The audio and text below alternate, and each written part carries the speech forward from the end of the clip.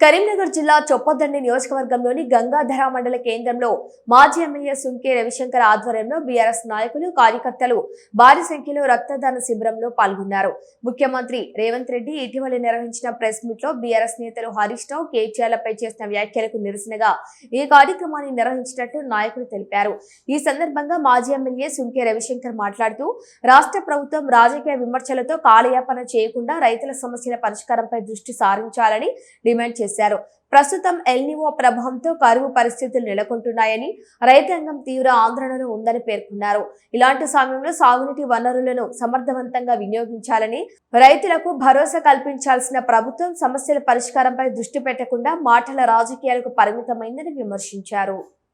రాక్షసుడైనటువంటి రేవంత్ రెడ్డికి, రక్త పింజరైనటువంటి రేవంత్ రెడ్డికి ఆయన రాక్షస పాలన తెలంగాణలో నడుస్తున్న సందర్భంలో కేసీఆర్ గారిని, కేటీఆర్ గారిని, హరీష్ రావుని, బీఆర్ఎస్ నాయకులందరినీ కూడా మరి బీఆర్ఎస్ పార్టీ నీళ్లు అడిగితే, రైతాంగానికి నీళ్లు ఇవ్వండి అని అడిగితే, ఇవాళ రేవంత్ రెడ్డి గారు మీ కోసి రక్తాన్ని ఇవ్వండి, మేము పంట పొలాలలో చల్లి పంటలు పండిస్తామని చెప్పి ఒక దుర్మార్గపు మాటలు ఇవాళ రేవంత్ రెడ్డి మాట్లాడడం, ఇవాళ దానికి తగ్గట్టుగానే మేము చొప్పదండి నియోజకవర్గం దాదాపుగా ఒక 300 పైచీలకు మందిని మరి రక్తదానాన్ని ఈరోజు చేయడం జరుగుతున్నటువంటి సందర్భం.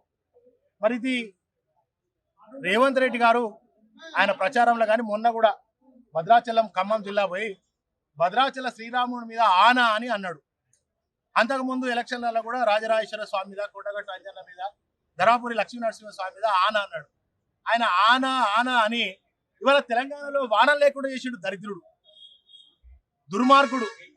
కనుక ఇవాళ కన్నెపల్లి ద్వారా అనేక లక్షల క్యూసెక్ల నీళ్లు వృధాగా అలా గురువుకు గురుదక్షిణ సమర్పిస్తున్నటువంటి నేపథ్యంలో మరి మా తెలంగాణ బిడ్డలకు కొట్లాడి తెచ్చుకున్న తెలంగాణ, సాగు నోట్లకు పోయి తెచ్చుకున్నటువంటి తెలంగాణ రైతాంగానికి నీళ్లు ఇవ్వాలని చెప్పి బీఆర్ఎస్ పార్టీ పక్షాన డిమాండ్ చేస్తూ మరి ఆనాటి రోజులు తెస్తాడో రేవంత్ అన్న అని అంటే నిజంగానే 2014 కంటే ముందు కాంగ్రెస్ పాలనలో ఎట్లయితే ఆకలి చావులు, ఆత్మహత్యలు, మరి తాగునీటి కోసం కటకట, కరెంటు లేనటువంటి పరిస్థితి, యూరియా కోసం చెప్పులు లైన్లో పెట్టే పరిస్థితి ఎట్లయితే ఉండదో సేమ్ అదే పరిస్థితి ఇవాళ తెలంగాణ వచ్చినాక 12 ఏళ్ళ 13 ఏళ్ల తర్వాత తిరిగి కేసీఆర్ ఉన్నంత కాలమే సుభిక్షంగా ఉంది.